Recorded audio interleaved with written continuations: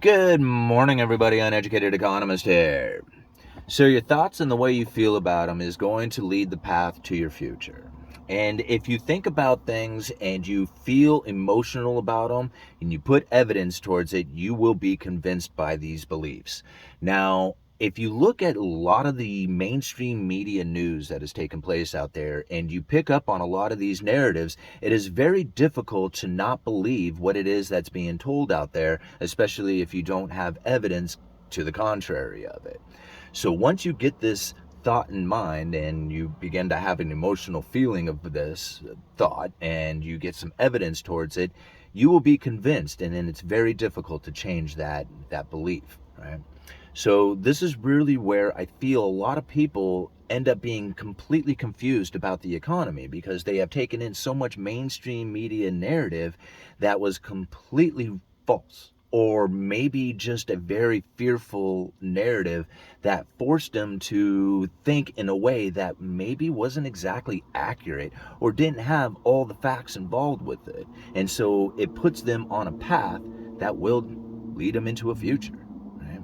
Now, what I find interesting is I'll leave links down in the description to these two articles.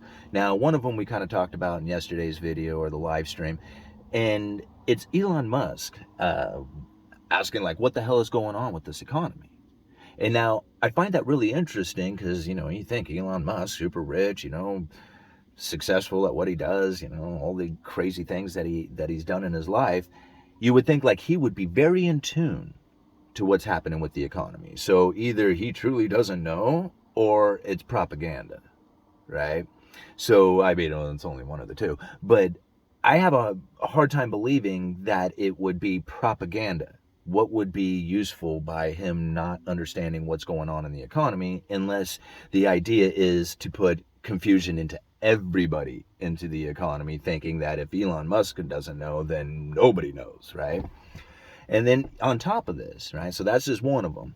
On top of this article is another one from Market Insider, I believe is the website that I got it from. And the author of this article is calling this the strangest economy. Again, like, what the hell's going on here? And so when I think about these two articles and what I feel has taken place in the economy, I'm not confused. Like, I'm not confused by anything going on in the economy. It all seems very not confusing. Like, everything that is happening is something that it has been dictated by the Federal Reserve or the Treasury or a combination of the two.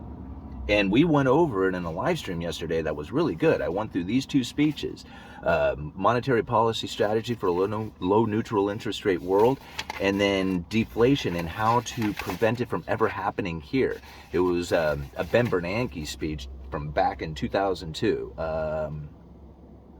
Deflation, making sure it doesn't happen here. And those two speeches, if you read them and you think about some of the things that have taken place, it makes total sense on why things are the way they are right now. So let's think about this one article, The Strangest Economy, right? This guy is very confused on why it is that these corporations were able to, I mean, I wouldn't say necessarily confused. He knows why the corporations are sitting on so much cash. The thing about this is that what a lot of people are not maybe taking into their strategy is that this was set up. The corporations have been pre-bailed out of the recession. See, like, everybody has this idea that there's a recession coming, right? And all the indicators are showing one, like, the inverted yield curve and all the slowdown in GDP, okay, all this stuff, right? However, it's not taking place, right? If you follow my channel for any length of time, you've heard me say this stuff. What is the two biggest issues when it comes to a recession? Unemployment rises, everybody loses their job, right? People are, sitting there unemployed, pissed off, and corporations get bailed out. These two things are very unsatisfying to the people. And so if you could deal with those two issues before the recession takes place, then ultimately you wouldn't really have a recession. It would be like a recessionless recession, right? Because unemployment doesn't go up, and corporations, if they don't get bailed out or have already been bailed out, then you don't have to worry about the recession, or at least the public's view. the people's view of a recession because they really wouldn't feel it. Now, how did this happen, right? Well, let's think about the corporations for just a second, okay? Because they're really where the Federal Reserve ends up focusing when it comes to unemployment and employment, right? If they want employment to rise or unemployment to rise, they look at the corporations and what they are doing with their staff, right? Whether they're laying off or hiring. It doesn't matter what mom and pa is doing. They don't care about mom and pa. What they care about is corporations on whether or not they're hiring or firing. That's what's important to them, because that's the position in which that they can actually control, which they can't really control. They can only influence. Right? So now we think about this for just a second. Okay, how do you bail out these corporations ahead of time? All right. Well, we look back to the pandemic and what happened. Right? So now, again, if you follow my channel, you've heard me talk about this a million times, but if you're new to my channel, the pandemic had the Federal Reserve during the pandemic with the Treasury had an unusual and exigent circumstance, and they were able to set up corporate debt lending facility. Okay, this was one of 13 lending facilities that were out there, but the corporate debt lending facility was one in particular one, and it was funded with a lot of money. Like, I can't remember exactly what it was. It was like $600 billion or something like that. It was an insane amount of money that went into this corporate debt lending facility.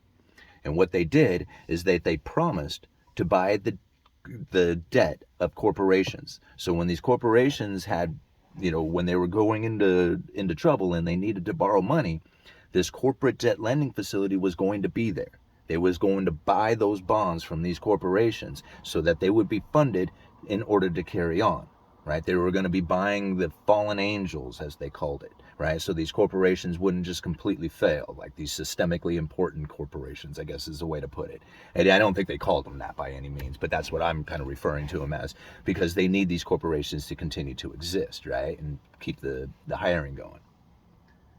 So now, this corporate debt lending facility, funded with hundreds of billions of dollars, they did. Now, this is an entity, again, is an entity separated from the Federal Reserve and the Treasury, because typically this would not be appropriate behavior. In fact, it would be illegal altogether. The Federal Reserve cannot go and just buy the debt of corporations like that, right? Neither can the Treasury. They can't really do it either, right? Not in this fashion.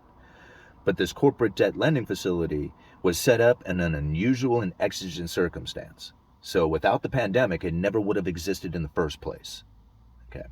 So now this corporate debt lending facility, funded with hundreds of billions of dollars, then buys a little bit of corporate debt, right? They bought some ETFs, right, which is an exchange traded fund, which is basically a bunch of corporations' debt piled into a single item that you can buy, like a single stock, right?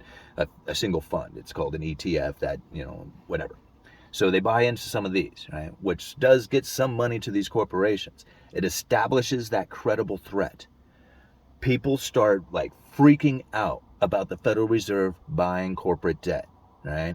And the news just goes spreading like wildfire that they are going to be picking the winners and losers. The Federal Reserve will be, right? They are going to be funneling money to these corporations, basically handing the corporations money, right? And this is what a lot of people were saying out there. Now, what ended up really happening is that the people, the market, saw this opportunity in which that they could buy into the corporate debt ahead of the Federal Reserve before they started buying for their corporate debt lending facility, right? So the market went in there and started buying up corporate debt.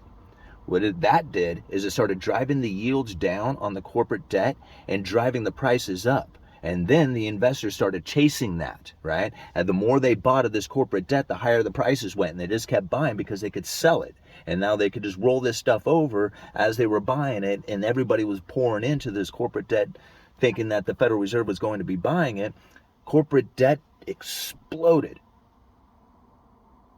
And yields fell to the floor. Right?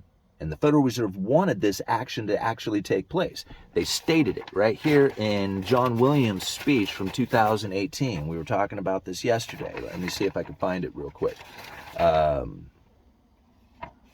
right, today's low neutral rates reflect a culmination dating back 25 years. Let me see here. Okay, Three main global trends appear to account for the bulk of the decline in the neutral rate over the past quarter. Now, this is something that came from John Williams back in 2018, right? And now he says one of the problems is the demographics, population aging as people live longer and the birth rates have fallen. Now, here, the second is productivity growth, which has been slowed around the world. And the third is the heightened demand for safe and liquid assets, which has led to a wider wedge between yields on safe government securities and central bank reserves and yields on the riskier assets such as corporate bonds. Let me read that one more time because this is important. This is why people don't understand. This is why, this gentleman, who wrote the article, it finds this to be very strange, is because the Federal Reserve had this in mind. They can't exactly go over there and just hand a bunch of corporations just go and buy their debt and drive the yields down. They can't do that. So they had to come up with a scheme that would get the markets to do it for them. Again, let me read this to you. It says, this is talking about the problem with the low neutral rate. And he said the heightened demand for safe, and this is one of the problems, is the heightened demand for safe and liquid assets, which has led to a wider wedge between yields on safe government securities or central bank reserves and the yields on riskier assets such as corporate bonds. So what he was saying there is that the corporate bond yields need to come down closer to the treasury yields. Totally happened. This is 2018. That all took place during the pandemic. This corporate debt lending facility, the pouring into corporate debt, or as the market pours into corporate debt, driving the yields down, getting it closer to the U.S. Treasury, and the corporate debt lending facility hardly had to do anything at all. It was a credible threat to begin with.